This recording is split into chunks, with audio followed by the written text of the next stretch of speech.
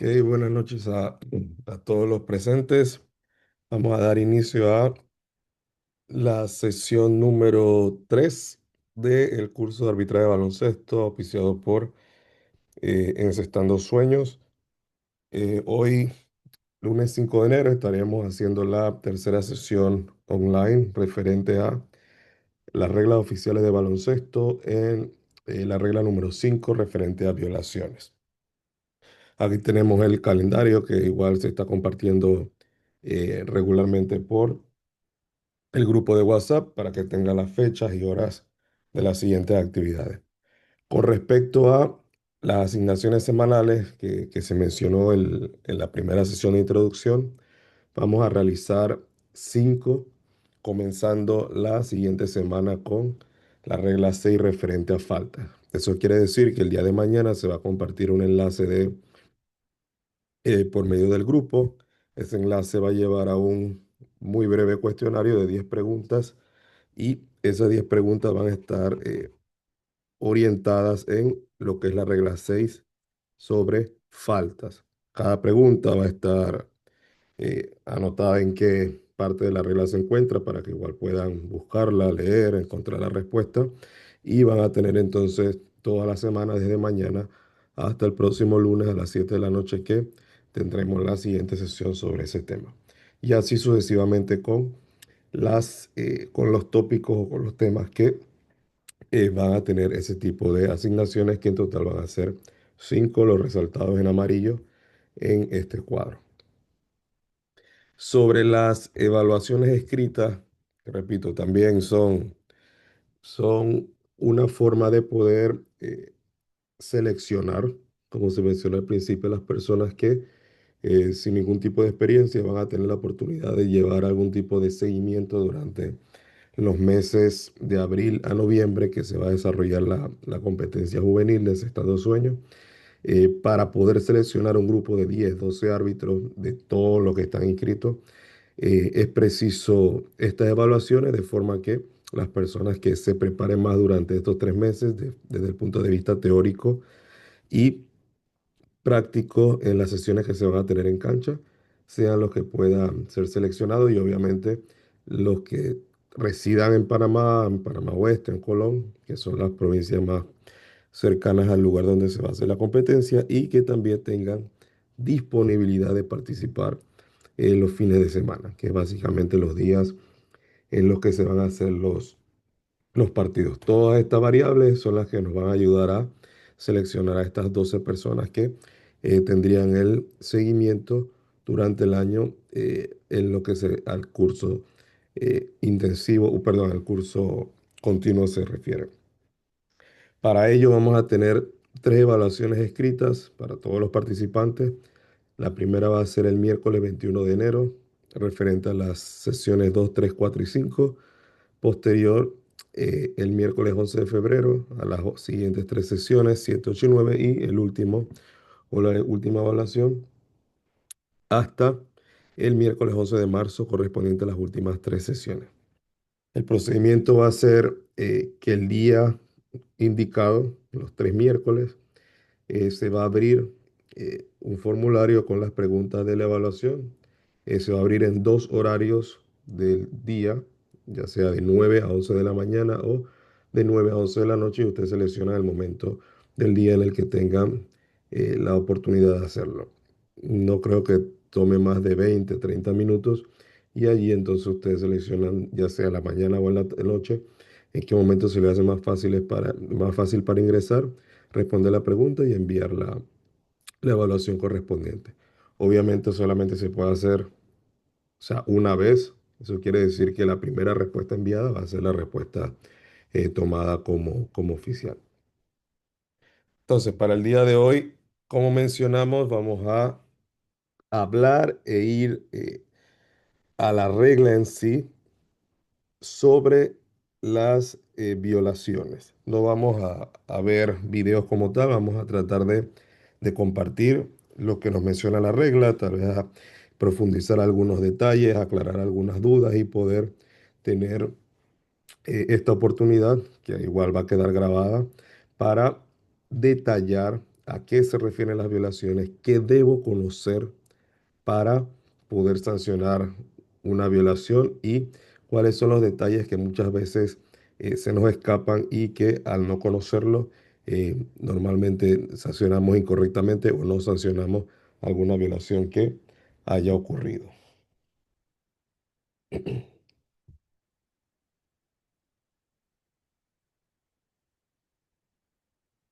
Primero, para tener claro, tenemos que una violación es una infracción de la regla.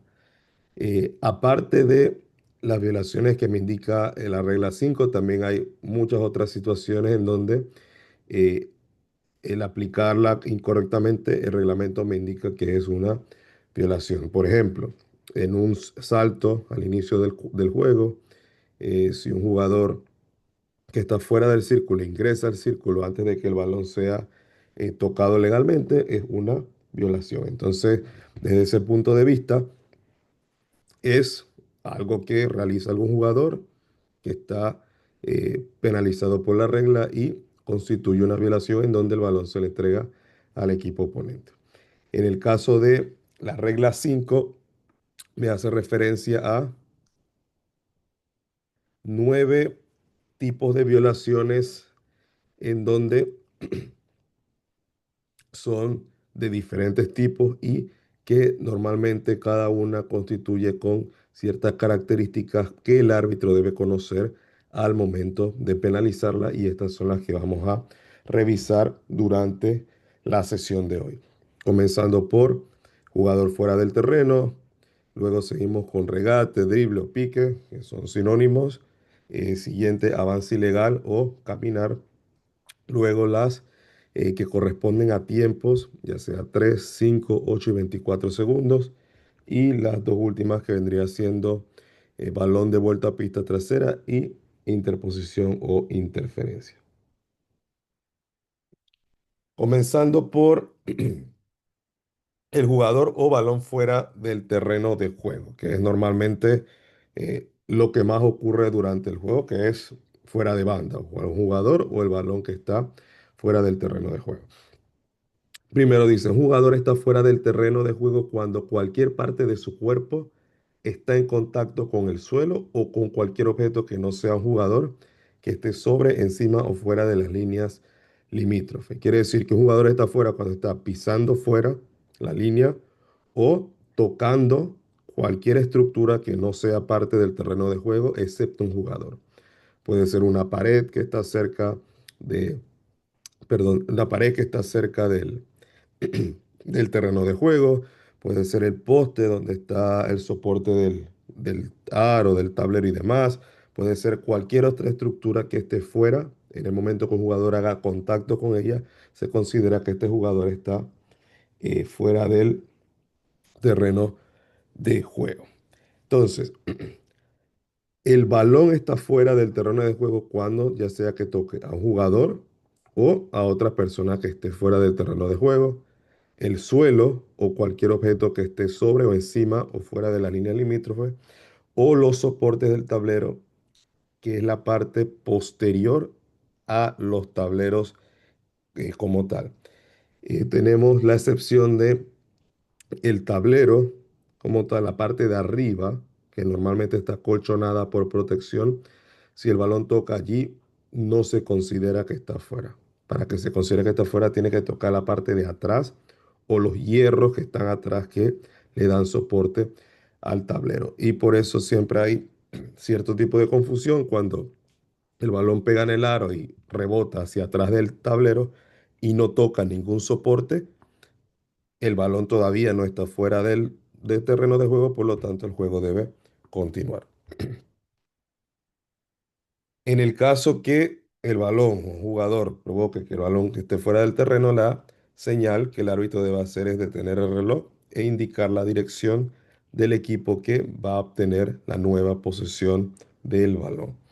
Considerando que todas las violaciones, cada vez que marcamos una violación, en teoría el reloj se detiene en un juego oficial. Por eso se hace la señal de detener el reloj con la mano levantada. Y posterior a esa señal, entonces corresponde la señal de la violación que haya ocurrido.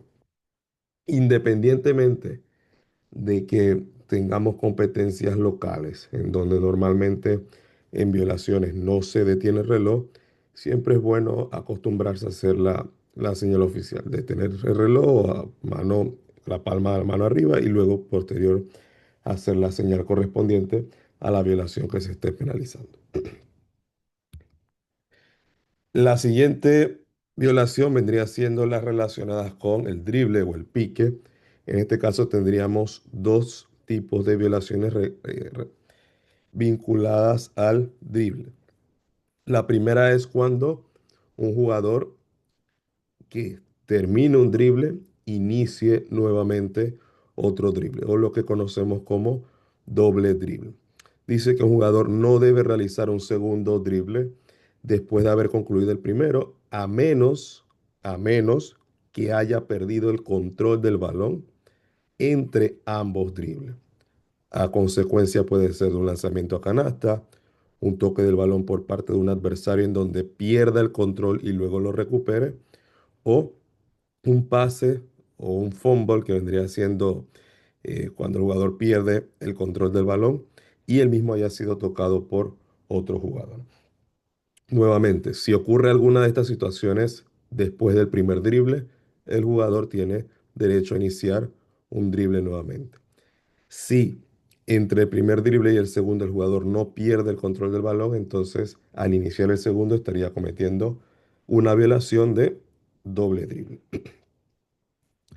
Con respecto a la segunda violación que puede ocurrir mientras se realiza un drible, vendría siendo cuando un jugador carga el balón. Segundo.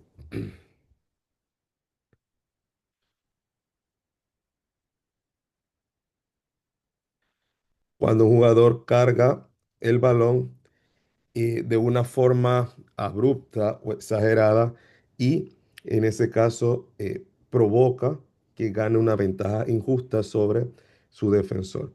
Considerando que esto lo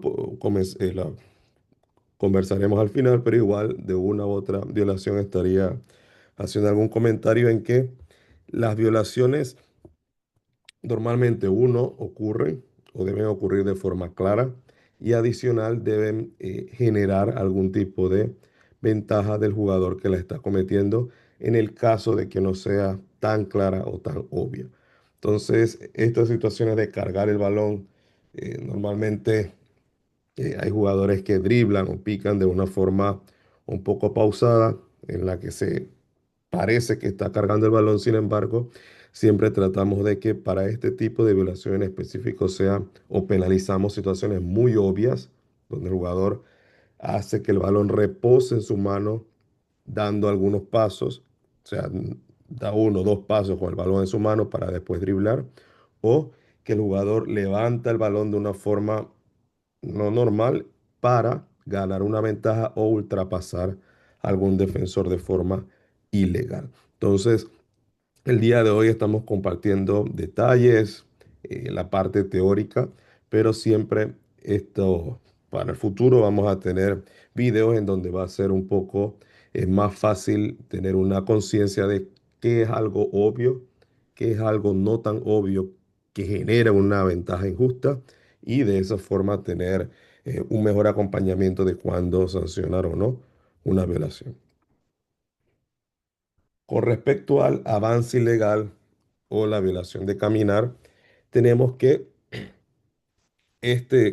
la caminar es el movimiento ilegal de uno o ambos pies en cualquier dirección mientras se sostiene un balón vivo en terreno de juego, más allá de los límites definidos en este artículo que sería el número 25. Primera eh, observación con respecto a la violación de caminar es que el hecho de que un movimiento sea extraño o diferente no implica que se esté realizando una violación. Muchas veces cuando vemos un movimiento extraño o tal vez lento o tal vez que no estamos acostumbrados a ver, tenemos la percepción de que se ha cometido una violación cuando no necesariamente sea así. Lo segundo es que Para yo sancionar una violación de caminar, tengo que ver lo que ha ocurrido con los pies. Para ello, tengo que ver los pies, tengo que identificar cuál es el pie de pivot, dependiendo del tipo de movimiento que se esté utilizando, y luego tengo que asegurarme que, en el caso, por ejemplo, de un jugador estático, que el jugador levante ese pie de pivot o avance con ese pie de pivot antes de que el balón haya salido de sus manos para el drible.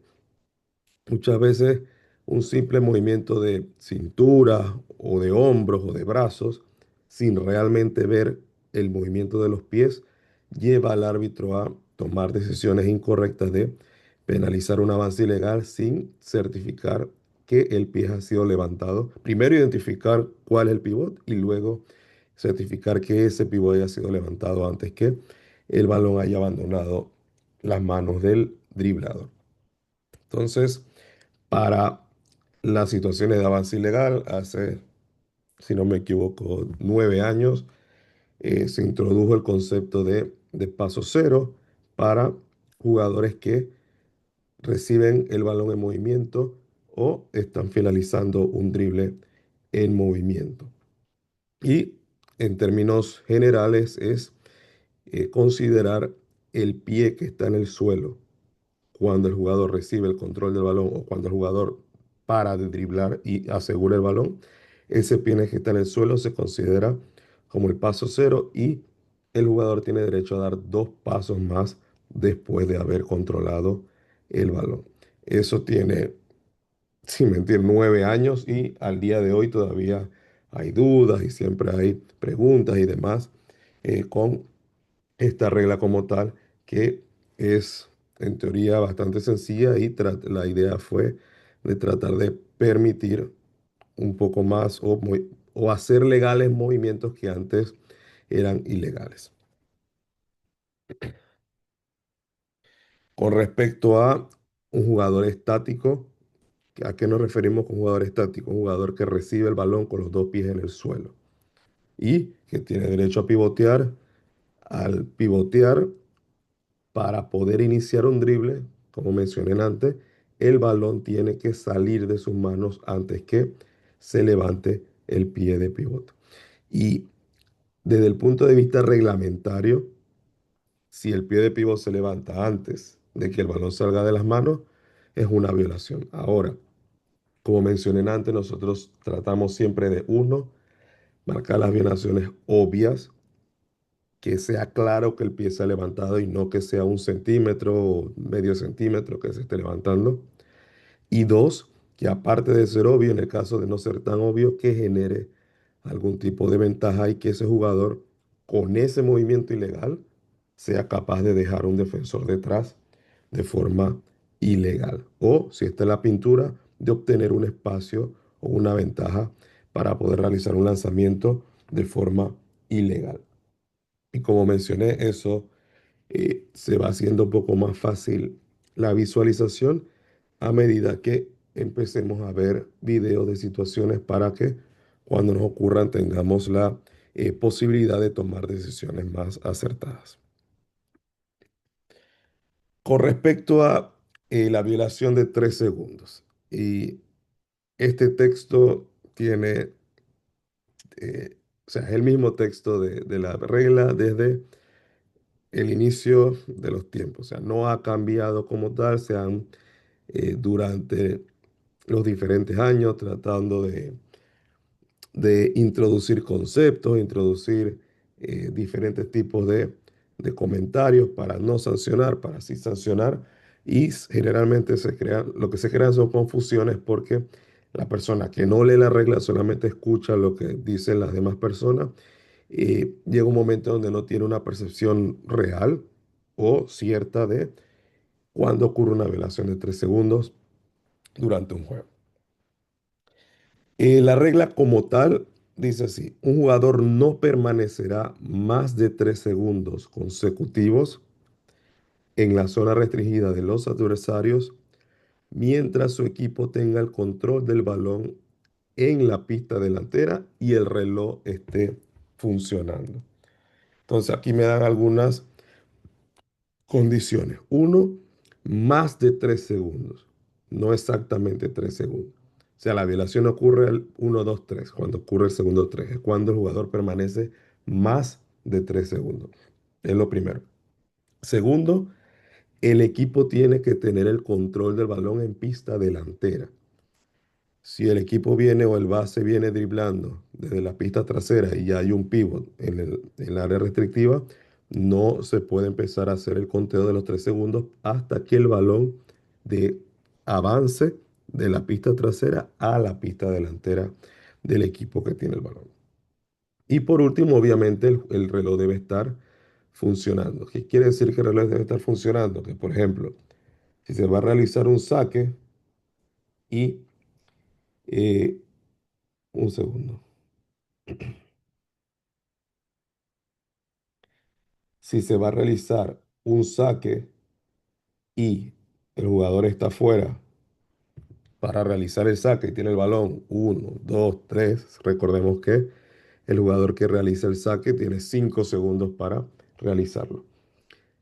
Mientras está intentando realizar el saque, no puede haber una violación de 3 segundos dentro de la cancha porque básicamente el reloj no está funcionando o el balón no se encuentra vivo dentro del terreno de juego.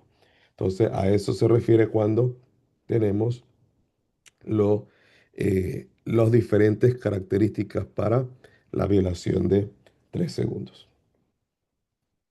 Dice que el árbitro debe tener en cuenta que hay excepciones y no sancionar la violación cuando el jugador intenta salir del área restrictiva, un compañero de ese jugador que está en el área de 3 segundos está realizando un lanzamiento o se está realizando un drible por un compañero para finalizar con un lanzamiento. Entonces, en estas situaciones eh, se considera que no se debe penalizar la violación. Dame un segundo.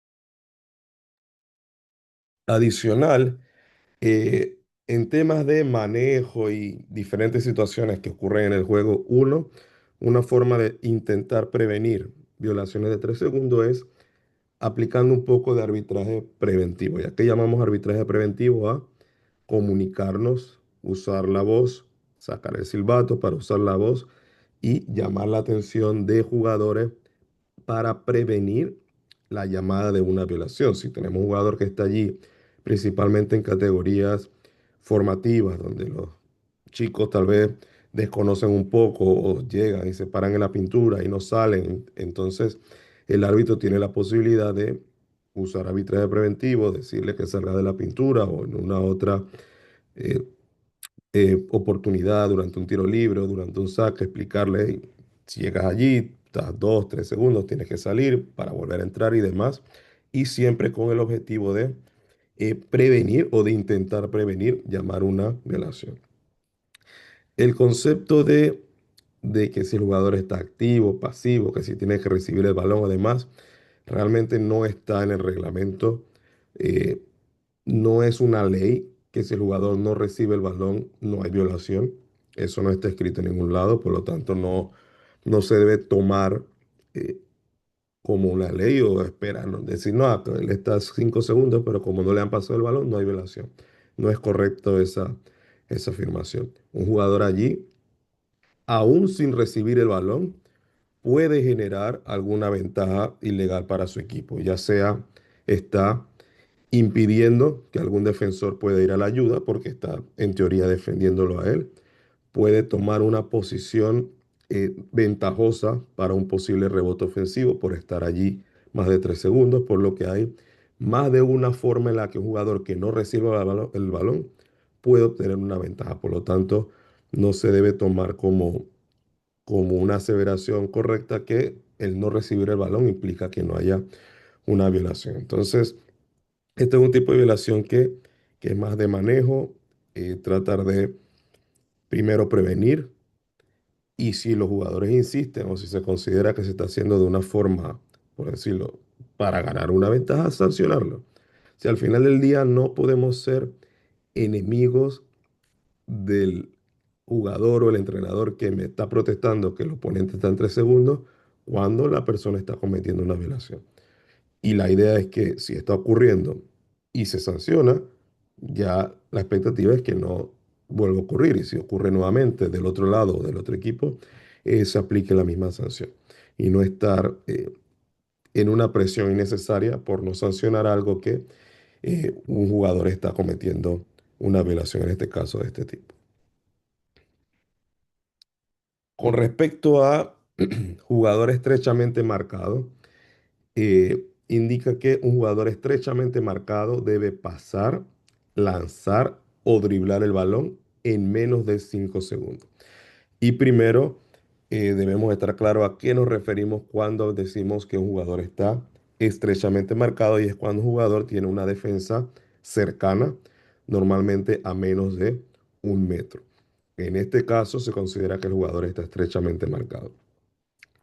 Independientemente si el jugador haya driblado o no, un jugador que tiene el balón y está estrechamente marcado, como menciona aquí, si no ha driblado, puede driblar, pasar o lanzar. En, debe hacerlo en menos de 5 segundos y si ya ha driblado, solamente puede pasar o lanzar dentro de 5 segundos. Es fundamental, importante que el árbitro responsable de esa acción empiece a hacer un conteo visible de la cuenta de 5 segundos cuando identifica que el jugador está estrechamente marcado para que ese jugador tenga la conciencia de que el árbitro está contando y eventualmente cuando pasen los 5 segundos va a sancionar la violación. Esto no se hace con los 3 segundos. Si el jugador está en 3 segundos, el árbitro normalmente no hace un conteo visible, como mencioné, usa cualquier alternativa y si es que penalizar, al final penaliza, pero no hace un conteo visible porque al final del día el hacer un conteo visible a un jugador que está en los 3 segundos eh, obliga al árbitro a que cuando llega a 3 o 4 tenga que sonar el silbato y tampoco es la idea para la violación de 3 segundos. Sin embargo, con la violación de 5 segundos sí es necesario hacer un conteo visible, extendiendo la mano, una, dos, tres, cuatro, eh, correspondiente a cada segundo, y cuando llegue a 5 segundos y el jugador no ha pasado, ni lanzado, ni iniciado un drible, entonces pueda penalizar la violación y no tener ningún tipo de problema de que no se ha estado contando o que han pasado o que no ha pasado todavía los 5 segundos correspondientes para realizar o cometer la violación.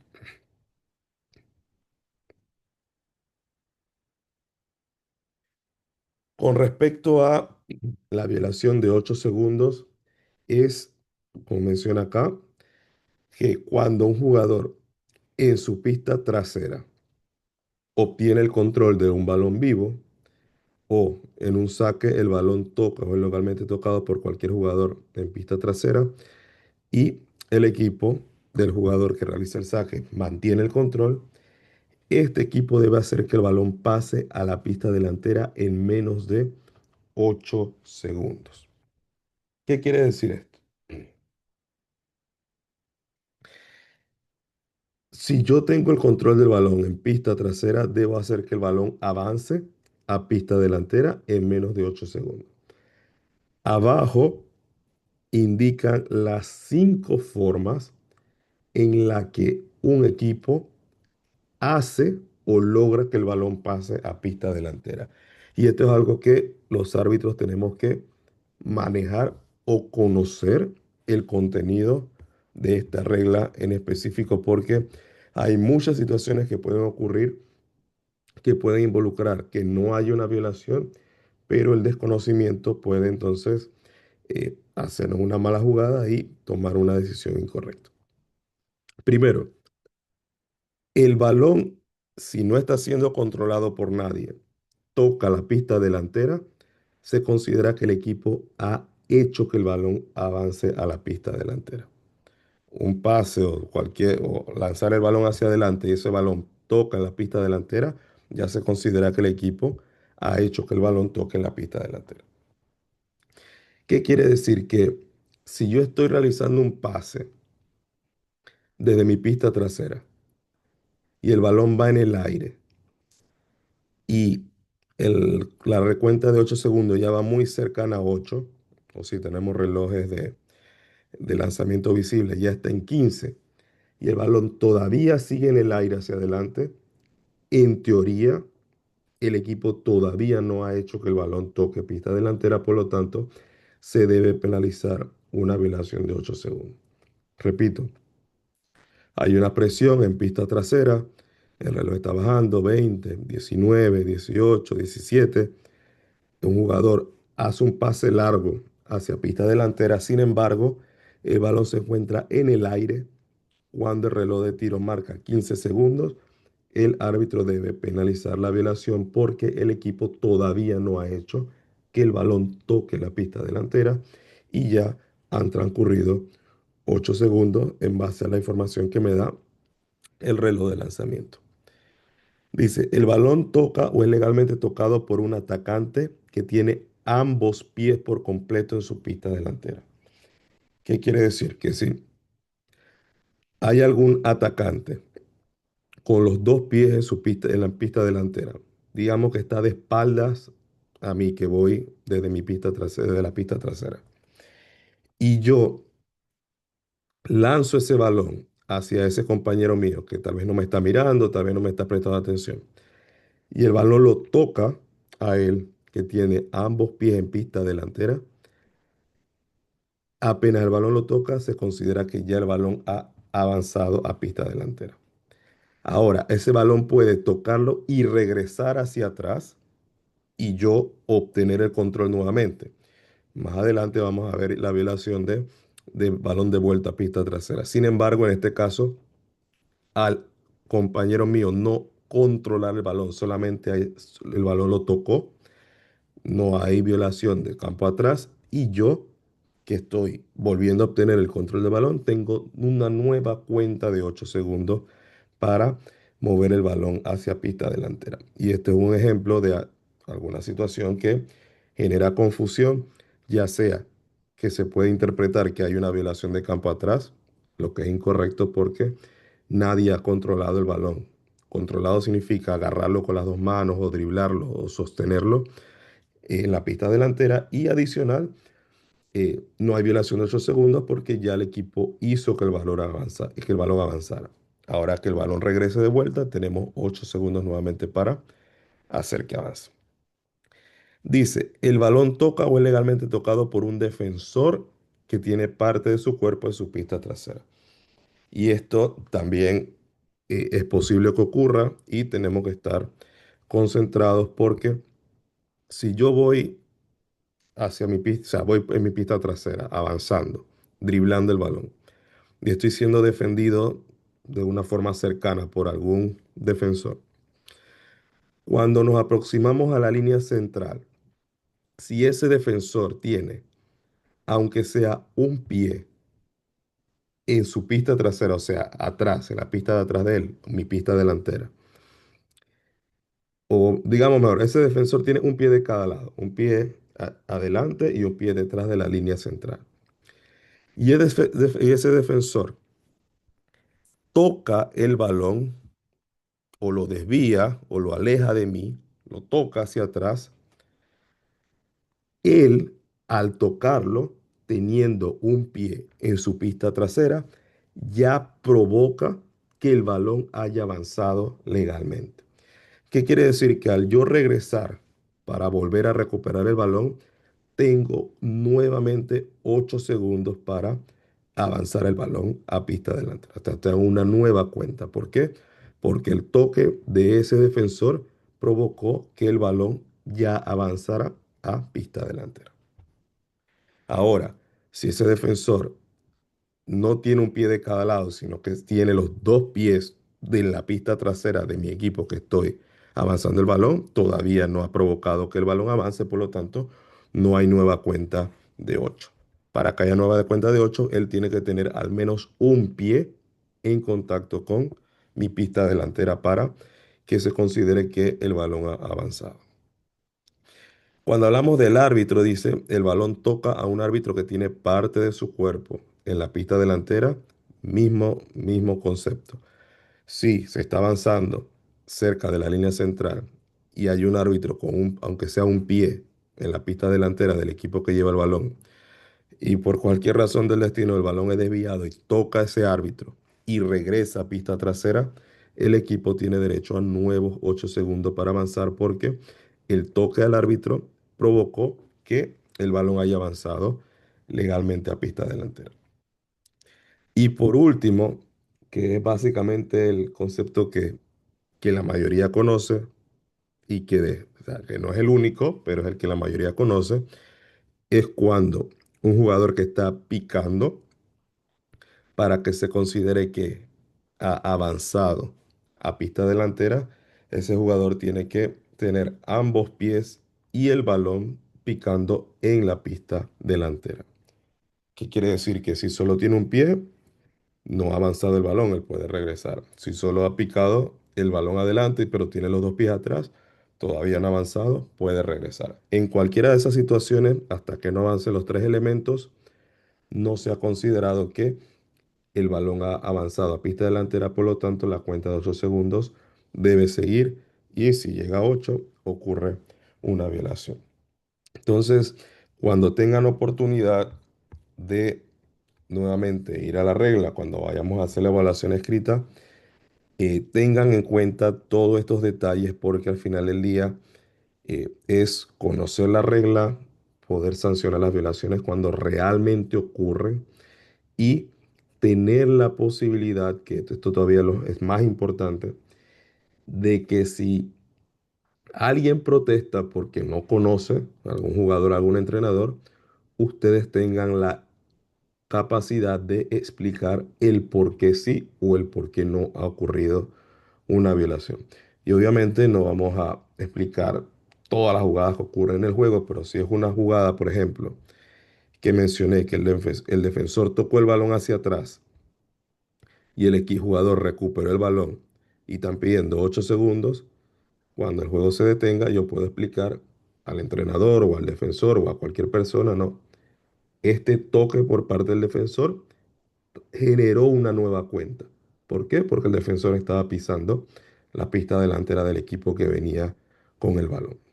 Y de esa forma transmitimos un poco más de seguridad, un poco más de conocimiento y de responsabilidad con el trabajo que estamos haciendo. Por lo tanto, el tema de violaciones, importante conocer la regla para poder aplicarla correctamente. No es porque así es a veces, porque me dijeron, porque creo, no. Es porque sé lo que menciona la regla y cuándo debo no sancionar una violación correspondiente.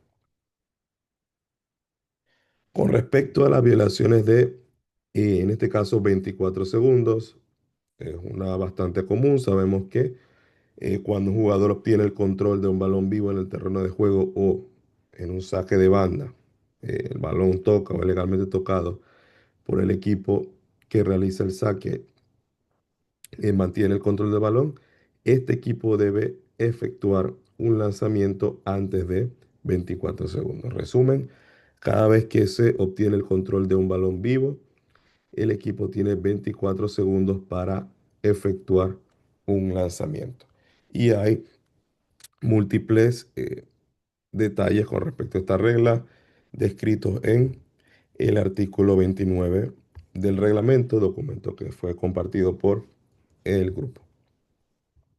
Sabemos que cuando si la señal suena cuando el balón está en el aire, no ocurre ninguna violación y si el balón entra la anotación es válida y no se sanciona ninguna violación.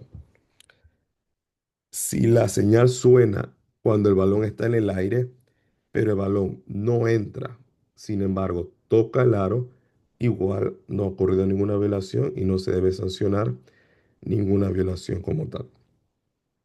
Si la señal suena cuando el balón está en el aire, el balón no toca el aro, pero, pero un defensor obtiene un claro e inmediato control del balón, entonces igualmente la señal se debe ignorar y no se debe sancionar. Sin embargo, este control por parte del defensor tiene que ser claro. Si hay, si el control está, el jugador está difícilmente por controlar el balón o el balón se le escapa de las manos o hay algún defensa, perdón, algún ofensivo, jugador ofensivo cercano con posibilidad de robar el balón, entonces no nos complicamos, no, o sea, exactamente, no nos complicamos y sancionamos la violación porque realmente el balón no tocó aro. Repito, cuando no se sanciona, cuando el jugador obtiene un claro control de parte del equipo defensor, eh, normalmente está por iniciar un contraataque. Si la señal suena cuando el balón está en el aire, el balón no toca el aro y en este caso lo controla un atacante o un compañero del equipo que lanzó, entonces allí hacemos sonar el silbato para sancionar la violación. En todos estos casos es importante reconocer que la violación ocurre cuando el árbitro pita la violación y no cuando suena la señal en caso tal de que se tenga dispositivos electrónicos. Nuevamente, la violación de 24 segundos en este caso ocurre cuando el árbitro la sanciona, no cuando suena la señal de el dispositivo de 24 segundos. Por eso se recomienda que cuando no hay dispositivo visible y en la mesa está cantando los 24 segundos, indica cuando faltan 10, cuando faltan 5, se hace la recomendación de que el silbato que usa el oficial de mesa para sancionar o para indicar que terminó la cuenta de 24 segundos debería ser un silbato diferente al silbato que tienen los árbitros. Porque como vemos, el hecho de que finalice la cuenta no necesariamente constituye que haya ocurrido una violación y si el silbato es el mismo que utilizan los árbitros, entonces ese silbato de la mesa va a detener el juego, todo el mundo va a parar de jugar cuando hay diferentes situaciones en las que el juego puede continuar sin que haya ocurrido una violación porque o el balón toca el aro o el balón lo domina un defensor de forma clara. Entonces, tratar siempre de que el oficial de mesa tenga un silbato o use la chicharra del reloj electrónico en el caso de que se tenga el reloj electrónico disponible o utilice un silbato con un sonido diferente para que las personas puedan reconocer de que ese sonido no implica que el juego haya sido detenido.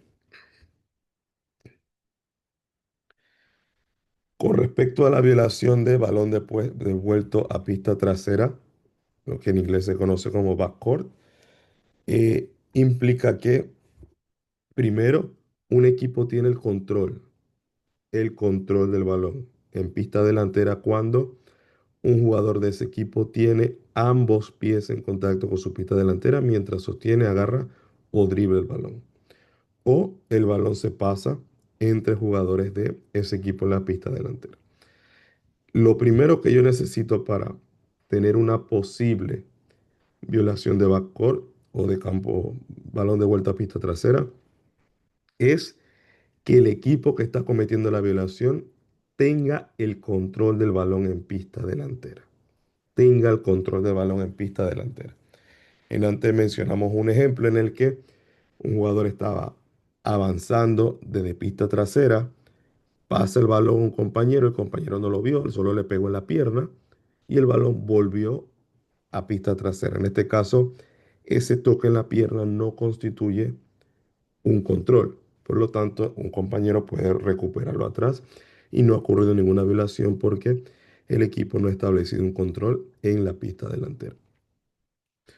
Una vez un jugador tiene el control en pista delantera, ocurre una violación de campo atrás cuando un jugador de ese equipo sea el último en tocar el balón en pista delantera y luego un compañero o el mismo jugador sea el primero en tocar el balón en la pista trasera. ¿Qué quiere decir? Que yo tengo el balón en mi pista delantera, pierdo el balón, se regresa a pista trasera, o sea, yo fui el último en tocarlo en la pista delantera y yo o algún compañero mío es el primero en recuperarlo en la pista trasera. En ese caso es que ocurre una violación de campo atrás.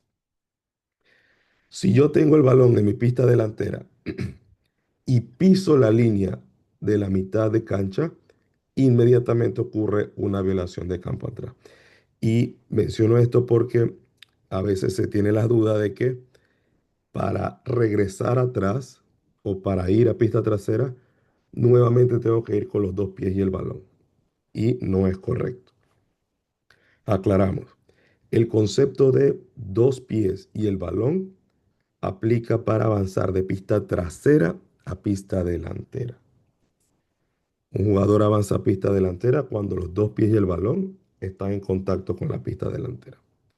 Ahora, para regresar a pista trasera, con el simple hecho de pisar la línea de medio campo o de que el balón pique en la línea, ya estoy haciendo que el balón regrese a pista trasera de forma ilegal, por lo tanto, estaría ocurriendo una violación de campo atrás.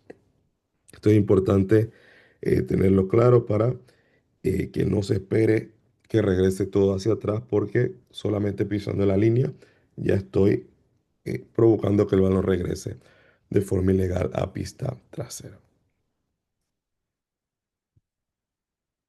Con respecto a interposición e interferencia, lo que se conoce como goaltending o interferencia, la primera diferencia entre interposición e interferencia es el momento en el que ocurre la violación. Cuando hablamos de interposición o goaltending, nos referimos a las violaciones o las diferentes acciones que ocurren antes, antes que el balón haga contacto con el aro. Y puede ser dos situaciones. Una, que algún jugador toque el balón primero cuando está en trayectoria descendente hacia la canasta, descendente hacia la canasta. Y la segunda situación es cuando el balón toque el tablero y antes de tocar el aro, un jugador igual toque el balón que está en dirección hacia el aro. Repito, las situaciones de goaltending o interposición son dos. Una sería tocar el balón que está en trayectoria descendente hacia el cesto. Y la segunda es tocar el balón después que haya tocado el tablero y está por encima del nivel del aro en dirección hacia el aro. En esas dos situaciones, si algún jugador toca el balón, ocurre una violación. Si lo toca un defensor, el canasto es válido. Si lo toca un atacante, el canasto se anula o la situación se anula y el balón se lo otorga al equipo que está defendiendo. Cuando hablamos de las situaciones de interferencia, se refieren a las situaciones que pueden ocurrir cuando el balón toca el aro o esté en contacto con el aro. Y son, por ejemplo, un jugador toca la canasta o el tablero y hace que el tablero vibre. Un jugador introduce la mano por debajo de la canasta. Un defensor agarra la canasta o la net para jugar el balón. Cualquier tipo de estas situaciones en las que ocurra algún movimiento o algún toque, ya sea al tablero, a la canasta, a la net, meter la mano por debajo o cualquiera de este tipo de situaciones y que ese movimiento o esa acción impida que el balón entre, o hace que el balón entre, en el caso de que ahí lo esté realizando un jugador atacante, es que ocurre una situación de interferencia. Y la regla, en el último cambio que tuvo, obliga ahora a que el árbitro juzgue si esta acción tiene alguna consecuencia sobre el hecho de que el balón entre o no al cesto. ¿Por qué?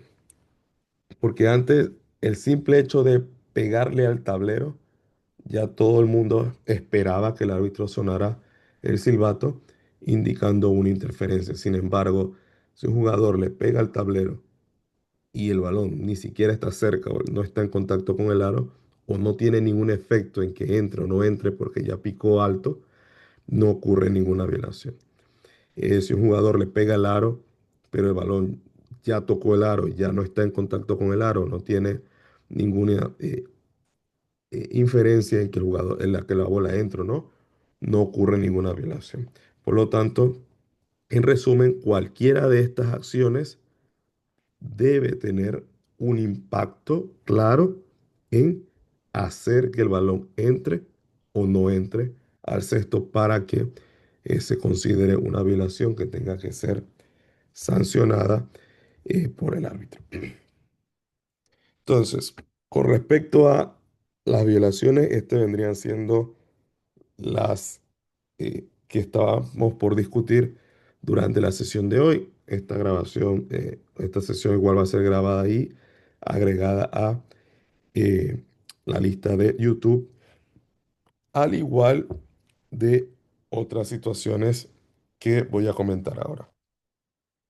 Cuando estuvimos en la época de pandemia, mi persona con Omar Bermúdez, al que algunos lo conocen, generamos un canal, se llamaba Reddit 24, en el que creamos un contenido digital que vamos a, o tomamos la decisión de hacerlo público, cargándolo igual al canal de YouTube para que ustedes también tengan acceso a esa información que es tanto reglamentaria como de técnicas de arbitraje, y la idea es complementar el contenido que estamos brindando en este curso para el beneficio de todas las personas que estén participando acá o que estén interesadas en desarrollarse como árbitros de baloncesto.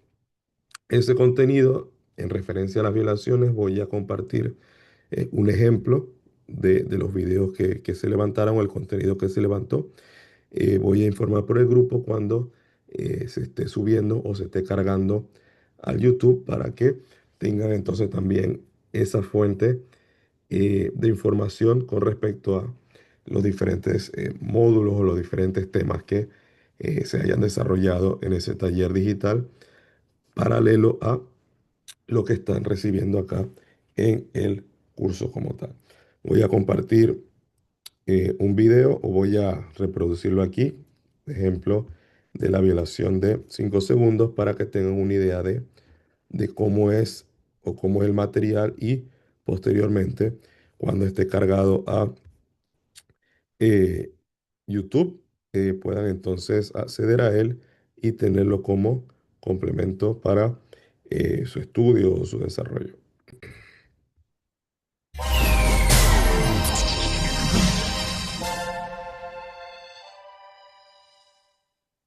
El artículo 27 de la regla FIBA hace referencia al jugador que se encuentra estrechamente marcado, como un jugador que sostiene el balón vivo en el terreno de juego mientras un adversario establece una posición legal de defensa activa a una distancia inferior a 1 metro del jugador con el balón. Dicho jugador que se encuentra estrechamente marcado debe pasar, lanzar o picar el balón en menos de 5 segundos. De lo contrario, esto sería una violación. Cuando un jugador se encuentra estrechamente marcado, el árbitro más cercano debe iniciar su conteo visible de 5 segundos. Si el defensa se aleja más de 1 metro y luego regresa para retomar dicha defensa, el conteo debe reiniciarse desde cero. Cuando el conteo llega a 5 segundos, el árbitro hace sonar su silbato indicando la violación y el balón le corresponderá al equipo oponente. Voy ahora a compartir el ejemplo para la violación de 3 segundos y de esa forma que tengan igual una idea de cómo estaba constituido, cómo está constituido el contenido que va a ser compartido por YouTube de igual forma.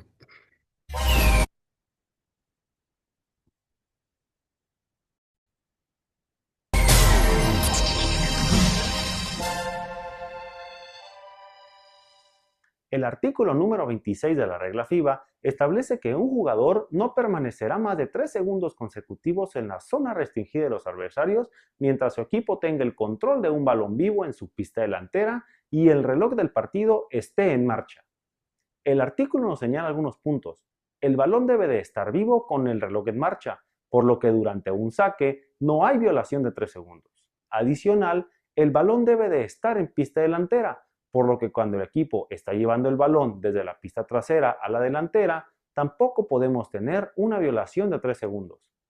Es recomendable que al arbitrar este tipo de situaciones no hagamos un conteo de forma visual con los brazos, sino que hagamos de forma mental para evitar crearnos nosotros mismos una presión innecesaria.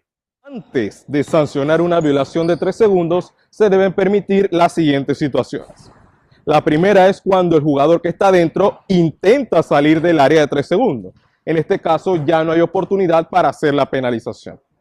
La segunda situación es si un jugador intenta un lanzamiento. En este caso ya no se debe penalizar 3 segundos porque el jugador está intentando un lanzamiento.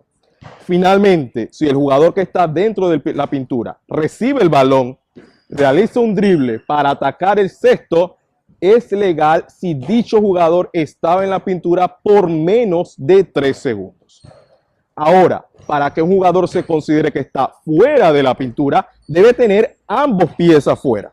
En este caso, un pie adentro, un pie afuera, se considera que todavía está dentro.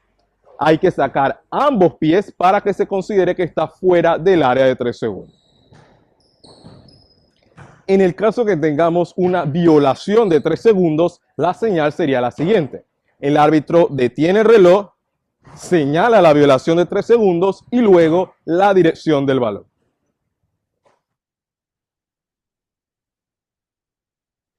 Entonces, como mencioné, esos serían los diferentes videos que se van a cargar. Hay para todas las violaciones y para diferentes tópicos que se van a ir cargando eh, progresivamente durante el desarrollo de este curso, como mencioné, como material de soporte, de apoyo al que se está compartiendo por esta vía. Entonces, esto sería todo por la sesión de hoy. Repito, va a ser grabada y subida a el grupo para que la puedan observar posteriormente también.